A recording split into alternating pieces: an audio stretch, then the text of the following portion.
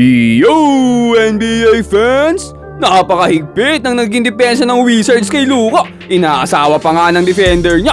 Pero parang walang epekto sa kanya, hindi pa nga rin gumana. At aba, nakagawa pa ng bagong history sa NBA. Pag-usapan natin yan, kaya wag na natin patagalin pa. Tara na, let's go!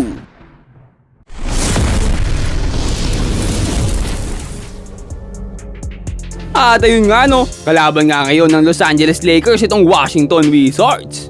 Sayang lang no, hindi pa nakakapaglaro sa kanila si Trae Young, pero malalakas naman ng mga bata ng Wizards. Pero Luka Doncic dito, sinimulan agad ng kanyang floater ang first quarter. Gagayahin naman itong si Kulot ang galaw ni Luka kaso yung kanyang airball. Napunta nga dito kay Doncic ang bola, binato na kay Marcus Smart. Kaso napalakas, nagkaroon tuloy ng fast break chance itong Washington Wizards. George, Champagny, corner three, gotcha. Lebron naman dito pinapakitaan ng moves itong bata. Kaso itong bata pa ang nagpakita kay Lebron. Keyshawn George with a block. Nakakuha na naman ng fast break dito ang Washington Wizards. Pull up 3-pointer. Bang! At simula pa nga lang ng laro, tingnan nyo naman yung depensa dito ng Wizards kay Luka. Dala-dalawa agad yung nagbabantay sa kanya. Pero sabi ni Luka dito kahit magsama-sama pa daw kayo. Pero talagang ayaw magpaawat. Half court pa nga lang no, inakasawa na tong si Luka. Parang toxic na partner itong defender niya. Ayaw siyang pakawalan. Pero talagang sobrang wise itong si Doncic maglaro. Nakita niya pa nga dito si Ayton for the alley-oop. Nakakalusot pa rin kahit ang higpit ng depensa eh.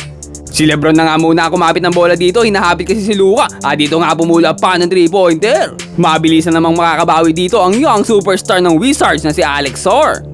Pero si Luka Doncic dito, talagang nag-iinit na sa ating first quarter. Tignan mo naman kung paano siya depensahan, dikit na eh no? Pero grabe, nakakahanap pa rin ng paraan. And another 3-pointer na naman mula sa kanya. Hindi pa nga nakontento sa isa, pinaglalaroan ng defender niya, step back 3, boom! Nakakuha pa sila ng fast break dito, Lebron to Ayton na alley-oop. Hindi mapigilan ng Lakers dito sa ating first quarter. Pero babawi na naman dito si Alex Sar, dumakdak pa! Nilamon si Lebron. Mintis naman ng second try dito ni Alex Sar at Luka Doncic, binato na kay LeBron James. James dito pinaglalaroan ng mga bata. Ang gandang bullet pass mula dito kay Luka, what a connection. At tingnan nyo naman, full court pressure na ginagawa dito kay Luka Doncic. Parang ayaw na palagpasin ng half court eh.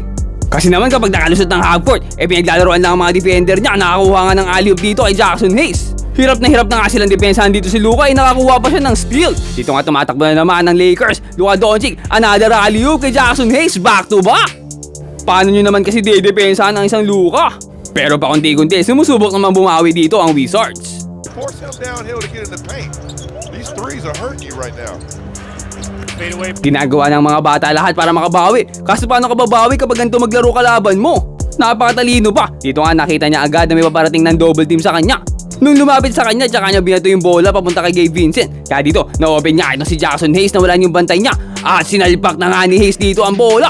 Sobrang nakakapagod tong larong to para dito sa Washington Wizards. Kahit anong gawin kasi nila, hindi talaga nila mapigilan. Dito nga pinipisikal na nila, no? Nakapagpasabit pa nga si Luka. Nakakuha pa ng foul and one. Gigil na gigil dito si Luka Doncic, hindi siya mapigilan. Sobrang unstoppable. Ang gaganda pa ng mga pasa niya, nakita na naman nga dito si Hayes. Pero this time, i-kick out muna kay Rui Hachimura para sa 3-pointer. At pinaglalaroan na nga lang dito ni Luka ang Wizards eh, no? Pumeke nga siya ng pasa dito, nakapareact naman itong defender niya. At tumakbo nga papunta sana kay Vanderbilt. Tinutok naman niya yung katawan niya dito sa right side kung saan marami siyang open na teammate. Napareact naman dito ang Wizards at pupunta nga sana sa mga open. Kaya dito naiwan mag-isa si Vanderbilt sa ilalim at open na open dunk nga para sa kanya. Ang hirap bantayan ni Luka, mina-mind games ang kalaban. Pero ang Wizards dito handa nang bumawi. Nakakapagpasabit pa nga kay LeBron James. At aba, niyabangan pa si LeBron, ginaya ang celebration niya.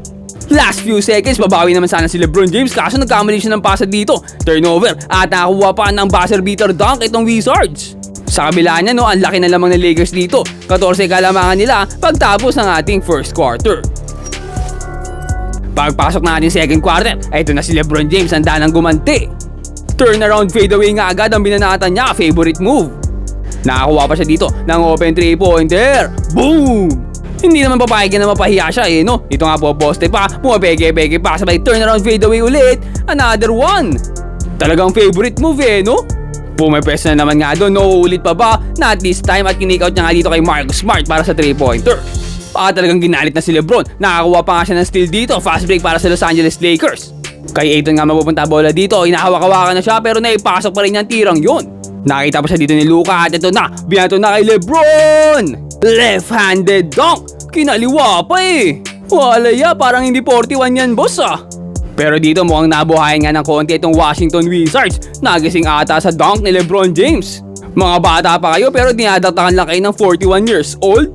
Konting gana naman dyan. Kaya dito medyo ginanahan na nga sila at dire-diretso nga pag-atake nila dito. Sa pangunguna nga yan itong si Alex Sor.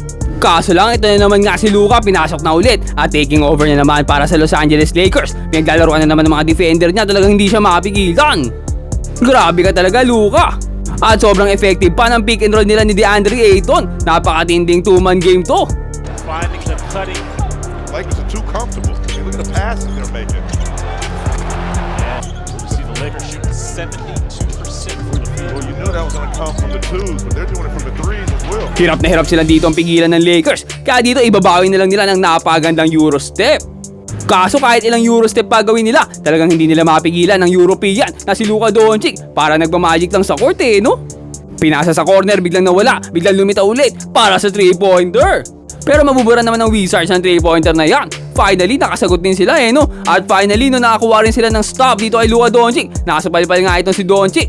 At nakakuha pa ng easy floater itong si Keyshawn George. Kaso lang talagang hindi pa rin tapos dito itong si Luka Doncic sa ating second quarter. Ay magpaawat, ang higpit ng depensa sa kanya, todo dikit na, kinokrasoberan, sabay pull up 3, boom! At natapos nga ating second quarter na merong 29-point lead itong Los Angeles Lakers, ang lala. Pero ang mas malala pa nga, sa kabila ng napakahigpit na depensa ng Wizards dito, nakagawa pa nga si Luka ng bagong history. Triple-double na agad, halftime pa lang, 26 points, 11 assists at 11 rebounds na. Napakatindi, MVP caliber talaga itong si Luka. Pagpasok pa ng third quarter, supalpal agad ang bunga din na Ravia. Nabawi naman agad ni Alex Arambola at nakuha ang putback layup na yon. Pero ito LeBron James, napakagandang alley-oop kay DeAndre Ayton. Nagpatuloy naman ang napakahigpit na depensa dito kay Luka, dalawa-dalawa nagbabantay sa kanya. Kaya sila Ravia na muna ang gagalaw. Nakita si LeBron for the layup, no good. Pero what a putback mula dito kay Jake LaRavia. Marcus Smart naman dito, ang gandang alley-oop kay LeBron James ni reverse dunk pa. Makikita naman ni LeBron dito si Luka, umahanap ng pwesto, ang higpit ng depensa sa kanya, pero tinitirakan lang sa mukha, aray ko. Muntik pa masahod itong si Bob Carrington ng Wizards, pero pumasok naman ng 3-pointer niya, may kasama pang foul. Masakit yung 4-point play kaya ang Lakers dito, kay Luka naman nga ibibigay ang bola at talagang hindi siya mapigilan. Luka Doncic once again, driving to the basket, nilalamon na ang mga defenders niya. LeBron pa dito, nakita mag-isa si Marcus Smart, bigay ulit kay Luka Doncic with a fake, 3 points na naman, boom! Excuse me, pero ito Luka Doncic, napagandang alley-oop kay Ayton. Wala to guys, talagang nilalamon ng buhay dito ang Wizards. Hindi pa naman sila sumusuko at humahanap sila ng mga opening. Nadaktakan pa nga dito si LeBron James, tinitigan pa sa mukha. Medyo matamlay nga dito si LeBron James at maiisahan pa nga siya dito. Pagkatapos siyang daktakan, nakawanan pa siya ng steal. Another fast break chance para dito sa Wizards. Nagmamadali na. And another dunk sana, kaso nawalan. Bitin na bitin yung layup na yun Buti na lang may putback at 3 points pang kasama. Mukhang ginanakan nga dito ang Wizards. Sinara si Luka Doncic. Na-open naman sa corner si Vanderbilt. Hindi niya ititira. Ididrive pa niya sa basket. Diyan siya nagkamali. Nahuli pa tuloy siya. Another great stop mula dito sa Washington. Pero Gabe Vincent natapik ang bola. Nakabigil ng fast break nila. At nakapagbigay ng fast break para dito sa Los Angeles Lakers. Rui Hachimura with the reverse. Pero hindi pa nga dyan natapos ang momentum ng Washington. Nagdire-diretso pa rin sila sa pag-atake. Amazing. Amazing.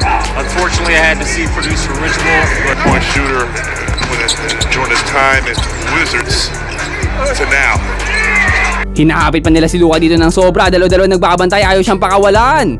Pero Luka sobrang creative, nakalusot pa rin. Naibigay pa kay Hachimura at nakakuha pa ng 3-pointer.